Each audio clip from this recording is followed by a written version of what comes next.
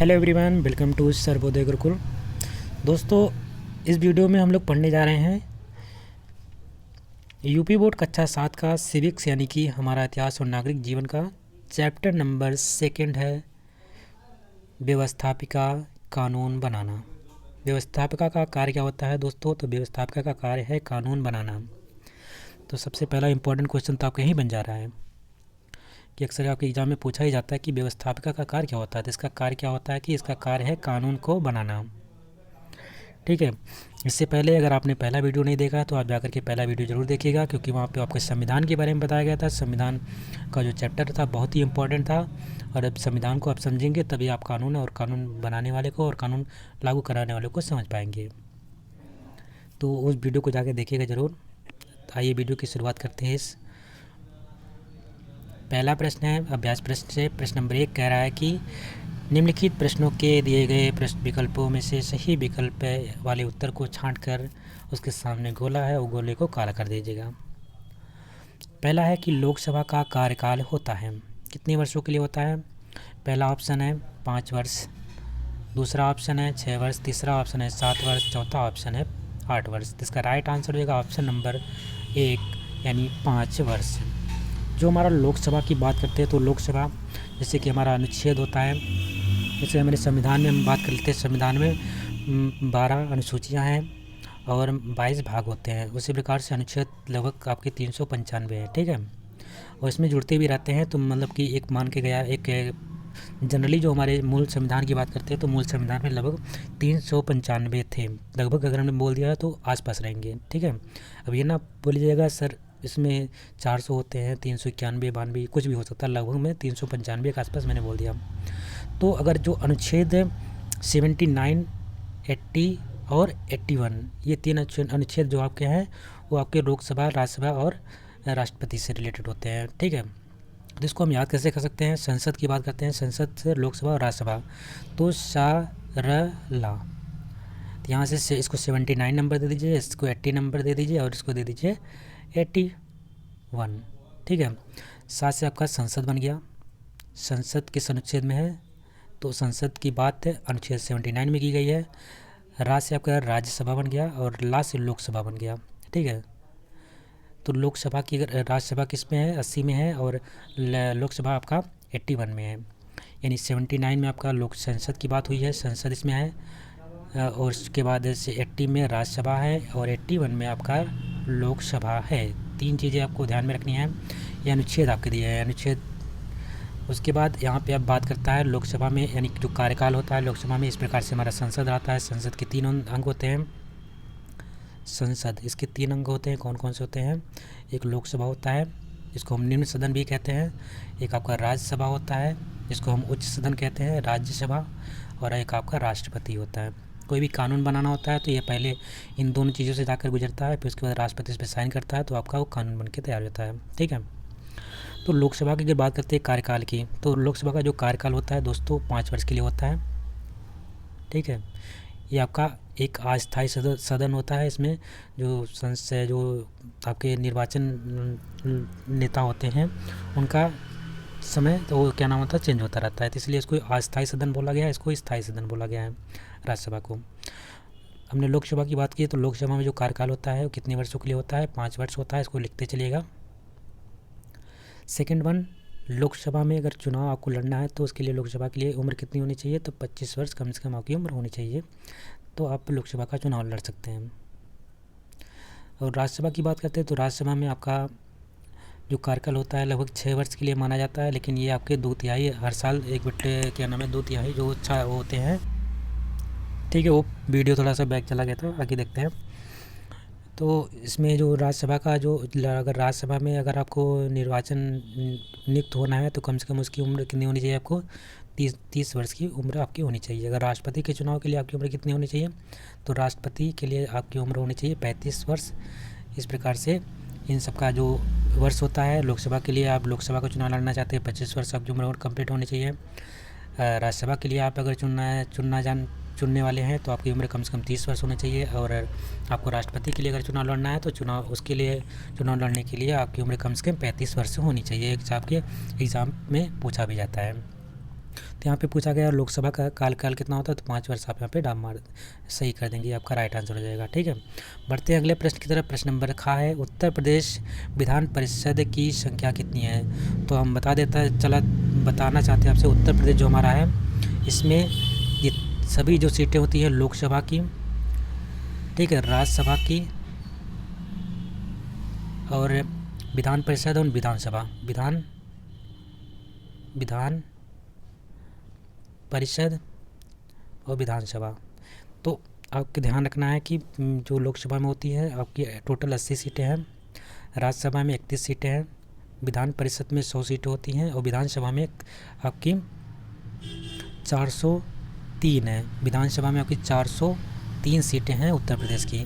विधानसभा में 403, विधान परिषद में 100 सीटें, लोकसभा में 80 सीटें, राज्यसभा में 31 सीटें। ये पूरे उत्तर प्रदेश की है और सब पूरे भारत में सबसे अधिक सीटें उत्तर प्रदेश में ही हैं हर जगह पे। तो आपको हमने बता दिया विधान परिषद में सीटों की संख्या कितनी है फ्रेंड्स।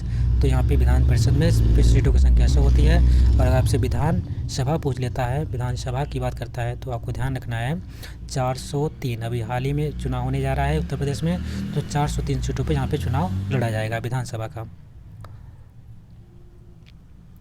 प्रश्न नंबर 2 है, निम्नलिखित प्रश्नों के उत्तर दीजिए। भारतीय संघीय व्यवस्था का प्रमुख लक्षण क्या है? तो भारतीय जो संघीय है यानी कि केंद्र की बात कर रहा है, तो केंद्र के व्यवस्था का प्रमुख लक्षण क्या है उसके बारे में लिखना है।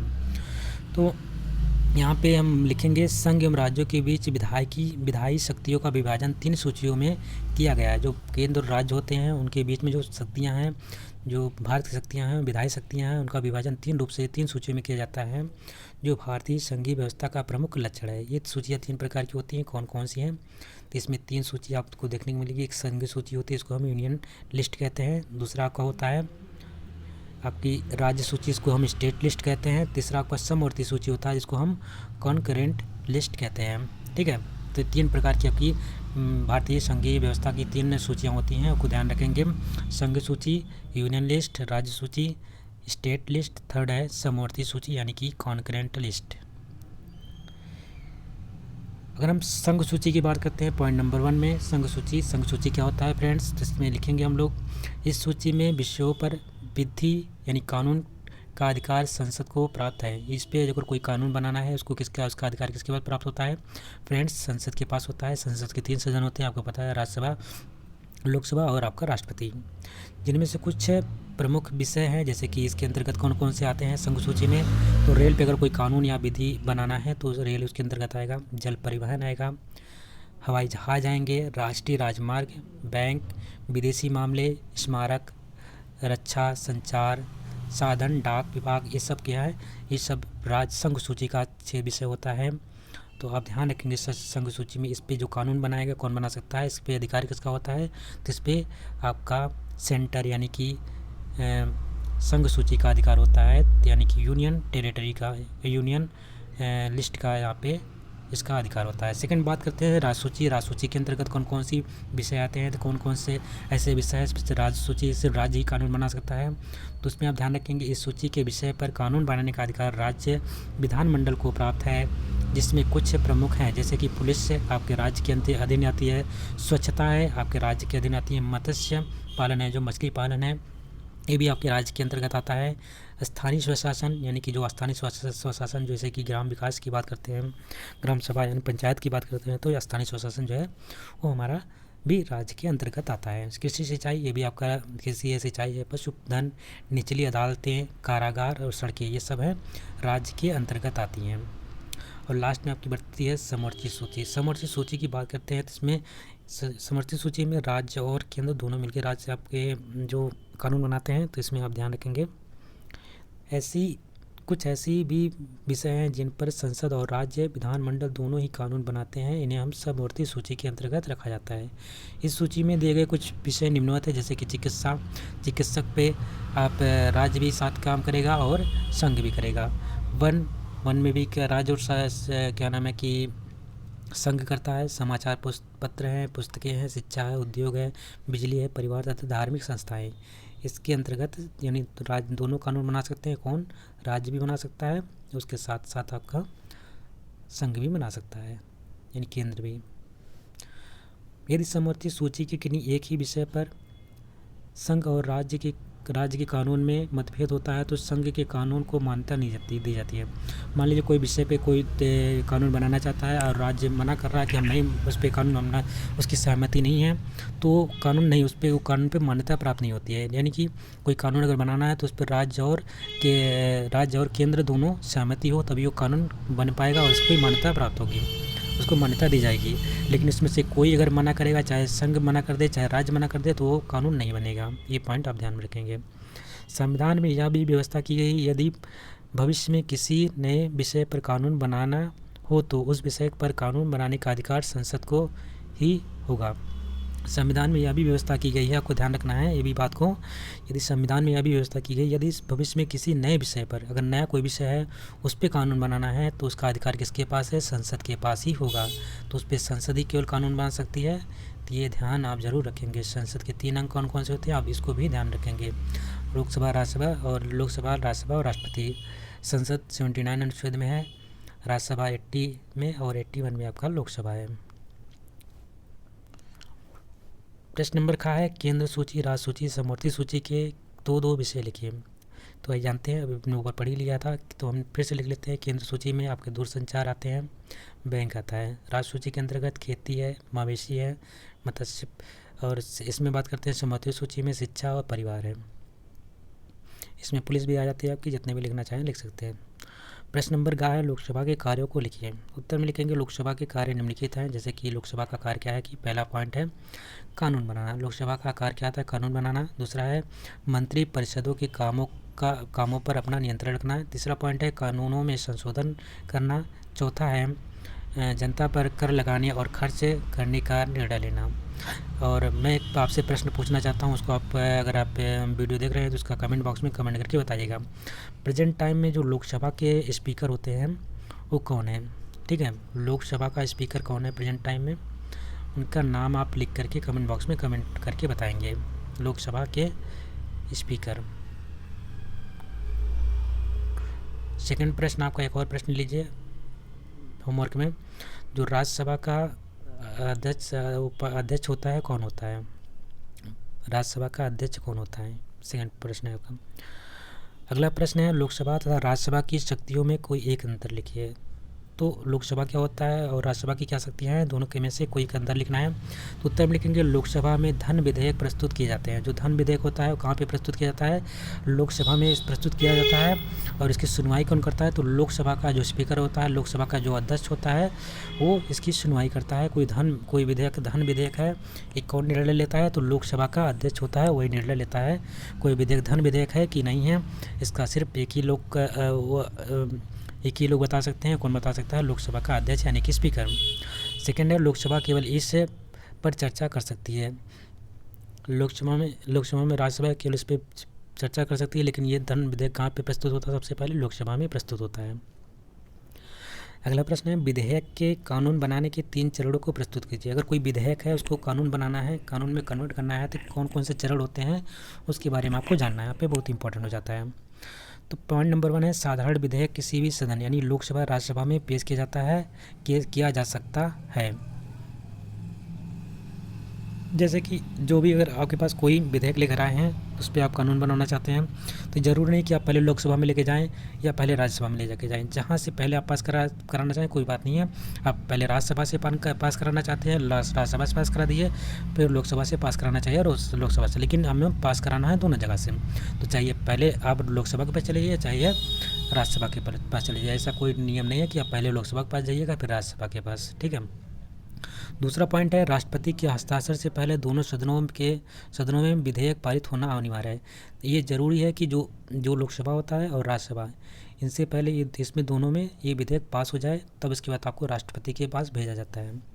उसके बाद क्या होता है कि यदि विधेयक के पक्ष में आधे से अधिक सदस्यों का मत हो तो वह विधेयक सदन में पारित हो जाता है। सदन में पारित होने के लिए क्या होता है कि जो आधे से अधिक अगर व्यक्ति, यानी मान लीजिए 100 आपके पास 100 नेता हैं और कोई विधेयक आपको पास कराना है तो कम से कम आधे से अधिक यानी कि 51 अगर आपके पक्ष में आ जाएंगे, हाँ बोल देंगे कि विधेयक को पास करना है, तो ये विधेयक आपका पास हो जाएगा। और फिर उसके बाद राष्ट्रपति के पास जाता है, राष्ट्रपति का जैसे उस पर साइन कर देता है, तुरंत वो विधेयक जो होती है वो कानून में आपका बदल जाता है, कानून बन जाता है एक आपका, फिर वो संविधान में जुड़ जाता है। अगला है धन विधेयक क्या है। इसको पारित करने की प्रक्रिया साधारण विधेयक से किस प्रकार अलग। जो धन विधेयक होता है उसका जो प्रक्रिया तो थोड़ा सा अलग होता है साधारण विधेयक में। साधारण विधेयक में हमने देखा, साधारण विधेयक में या तो राज्यसभा के पास पहले चले जाइए, दूसरी या तो लोकसभा के पास चले जाइए, कहीं पे चले जाइए, लेकिन दोनों जगह से आपको पास कराना होता है, कहीं से पास करा लीजिए। लेकिन हमारा धन विधेयक में ऐसा नहीं होता है। धन विधेयक में क्या होता है कि खर्चे या आमदनी से संबंधित विधेयक को धन विधेयक कहते हैं। जो खर्चा होता है या आमदनी होता है, ये इसको ध्यान से पढ़िएगा, खर्चे आमदनी से संबंधित विधेयक को हम क्या कहते हैं, धन विधेयक कहते हैं। इन विधेयकों पर राष्ट्रपति पहली ही बार में हस्ताक्षर कर देते हैं। ये जो विधेयक होता है इसमें पहले राष्ट्रपति हस्ताक्षर पहले कर देगा, इसके बाद विधेयक को मंत्री द्वारा लोकसभा में पेश किया जाता है। उसमें हम लोग क्या देखते हैं, साधारण विधेयक होता था, उसमें क्या होता था दोस्तों, उसमें आपने देखा कि पहले लोकसभा में जाता था या राज्यसभा में, किसी में से पहले जाता था, वहाँ से दोनों से पारित होने के बाद फिर उसके बाद राष्ट्रपति के पास जाता था। लेकिन इसमें ऐसा नहीं हो रहा है। इसमें क्या हो रहा है कि पहले आपको राष्ट्रपति द्वारा उस पर साइन कर दिया जाता है, फिर उसको उठा के कहाँ भेजा जाता है, उसको भेजा जाता है, उसके बाद उसको विधेयक को मंत्री द्वारा कहाँ पे भेज दिया जाता है, लोकसभा में। राज्यसभा में नहीं जाता है, पहले लोकसभा में जाता है। तो लोकसभा में जाने के बाद इस विधेयक को केवल लोकसभा पारित करती है, राज्यसभा केवल इस पर क्या करती है, चर्चा करती है। ये पॉइंट बहुत इंपॉर्टेंट है और बहुत इंपॉर्टेंट क्वेश्चन है, इसको जरूर अपनी कॉपी में नोट करिएगा, उसको याद भी कर लीजिएगा। प्रश्न नंबर नेक्स्ट है, अपने प्रदेश के विधानमंडल के बारे में लिखिए। जो आपके प्रदेश का विधानमंडल है उसके बारे में लिखिए।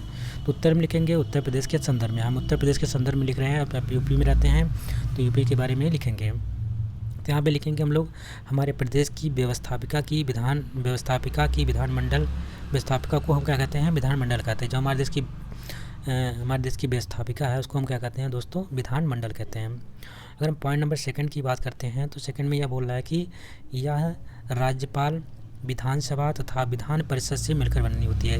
जो हमारी व्यवस्थापिका होती है दोस्तों किससे मिलकर बनी होती है, उसको हमारा राज्यपाल से मिलकर बनी होती है।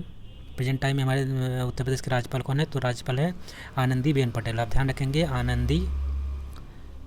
आनंदीबेन पटेल, ये हमारे उत्तर प्रदेश के राज्यपाल है प्रेजेंट टाइम में। और अगर भारत की पहली राज्यपाल महिला कौन थी तो आपको ध्यान रखना है सरोजनी नायडू, ठीक है। सरोजनी नायडू भारत की पहली राज्यपाल महिला है। और कहाँ से थी, वो उत्तर प्रदेश से थी। और सुचिता कृपलानी पहली मुख्यमंत्री थी, कहाँ से थी, वो भी उत्तर प्रदेश से थी। तो प्रेजेंट टाइम में मुख्यमंत्री कौन है, आप लोग कमेंट करके कमेंट बॉक्स में बताइएगा प्रेजेंट टाइम में उत्तर प्रदेश के मुख्यमंत्री कौन है। सेकेंड अगर हम बात करते हैं यहाँ पे आपका ये सबसे से मिलकर बन जाता है। पॉइंट नंबर 3 के है, विधानसभा के 403 सदस्य होते हैं जो जनता द्वारा निर्वाचित होते हैं, जबकि एक सदस्य नए राज्यपाल आंग्ल भारतीय समुदाय से कर सकता है। यानी कि एक सदस्य कौन राज्यपाल है, आंग्ल इंडियन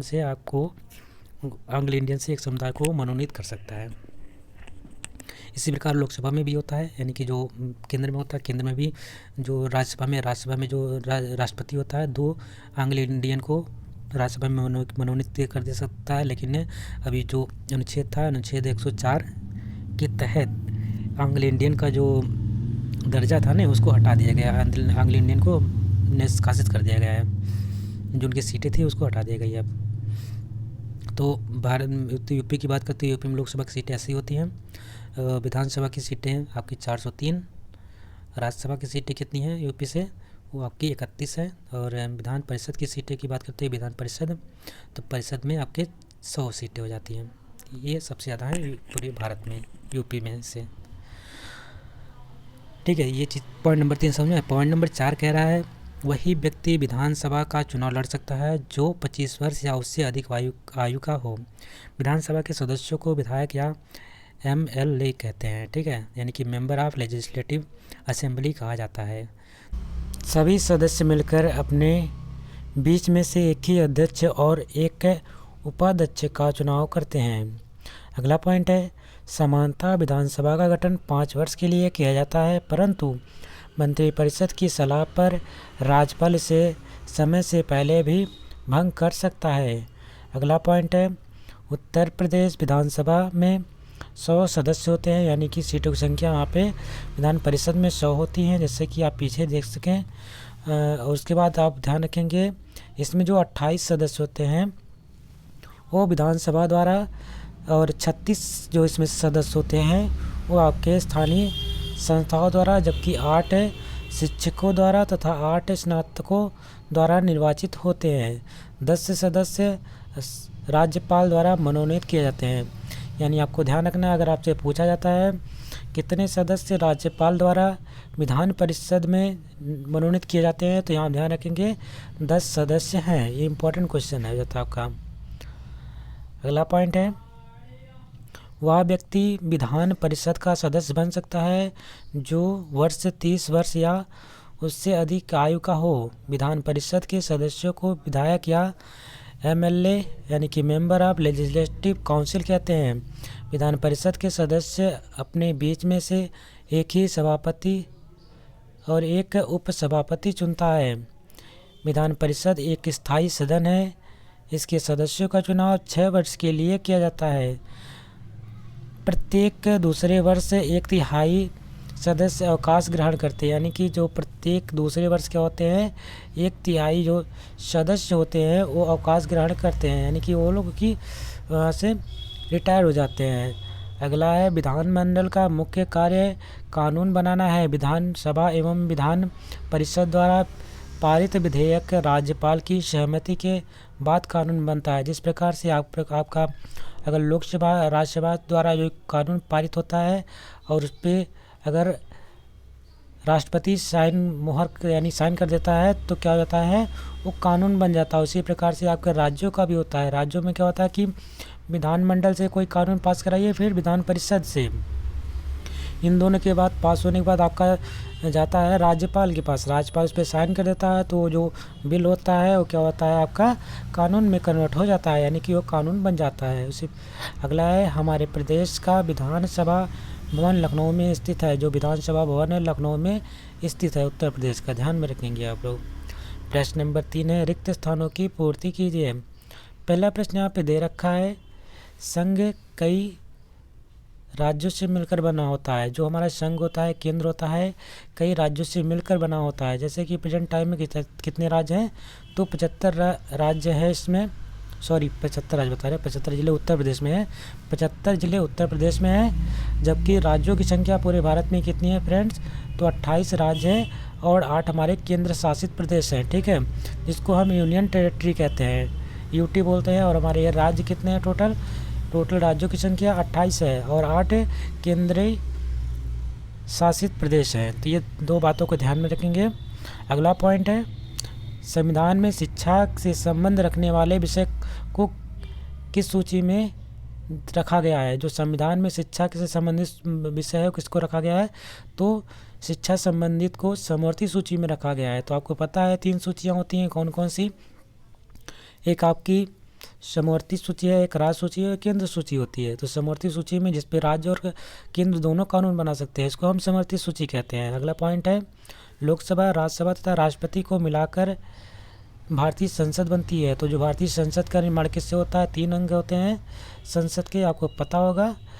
इसका 3 अंग कौन से हैं, लोकसभा हो गया, राज्यसभा हो गया और आपका राष्ट्रपति हो गया। इस प्रकार से 3 अंग होते हैं लोकसभा के। उसी प्रकार से आपका यहाँ उत्तर प्रदेश में राज्यों का भी 3 संघ है। उत्तर प्रदेश की बात करते हैं जहाँ पे विधानसभा, विधान परिषद और राज्यपाल तीनों मिलकर के आपका विधानमंडल बनाते हैं। अगला प्रश्न है, राज्यसभा में सदस्यों की संख्या अधिकतम कितनी हो सकती है। तो राज्यसभा में अधिकतम सदस्यों की संख्या 250 है। आप लोग कमेंट बॉक्स में कमेंट करके बताएंगे लोकसभा में कितनी सीटें, मतलब कि लोकसभा में कितनी सदस्यों की संख्या होती है अधिकतम। प्रश्न नंबर 4 है, सही मिलान कीजिए। मिलान इस प्रकार से करना है, एक तरफ आपको दे रखा है केंद्र सूची का विषय, लोकसभा के बैठक की कार्यवाही, राज्यसभा के सदस्यों का कार्यकाल, लोकसभा के सदस्यता हेतु न्यूनतम आयु। तो आप ध्यान रखेंगे केंद्र सूची का जो विषय है फ्रेंड्स वो क्या होता है, यहाँ पे डाक तथा तार, ये हमारा केंद्र सूची का विषय है। दूसरा, लोकसभा के बैठक की कार्रवाई के किसकी किसके उसमें होता है, तो जो अध्यक्ष होता है उसकी अध्यक्षता में होता है। लोकसभा के बैठक की कार्रवाई लोकसभा के अध्यक्ष की अध्यक्षता में किया जाता है। अगला प्रश्न है इसमें से, राज्यसभा के सदस्यों का कार्यकाल 6 वर्ष होता है और 2/3 वो 2 वर्ष में रिटायर हो जाते हैं। लोकसभा के सदस्यों हेतु न्यूनतम आयु कितनी होनी चाहिए, तो लोकसभा के लिए अगर आप चुनाव लड़ना है आपको, तो आपकी उम्र कम से कम 25 वर्ष होनी चाहिए। और राज्यसभा का अगर चुनाव आपको लड़ना है तो आपकी उम्र कितनी होनी चाहिए, वो आपकी 30 वर्ष होनी चाहिए। राष्ट्रपति बनने के लिए आपकी उम्र 35 वर्ष होनी चाहिए। 3 सब बातों को आप ध्यान में रखेंगे। इसी के साथ आपका चैप्टर भी कंप्लीट होता है। आशा करते हैं आपको वीडियो पसंद आई होगी। अगर आपको वीडियो अच्छी लगी इसको लाइक करिएगा, ज़्यादा से ज़्यादा शेयर करिएगा, और चैनल पे नए हो तो चैनल को सब्सक्राइब कर लीजिएगा। साथ ही साथ जो बेल आइकन उसके बगल में दे रखा है उसको भी प्रेस कर दीजिए। मिलते हैं एक नए वीडियो में, तब तक के लिए नमस्कार, जय हिंद, थैंक यू।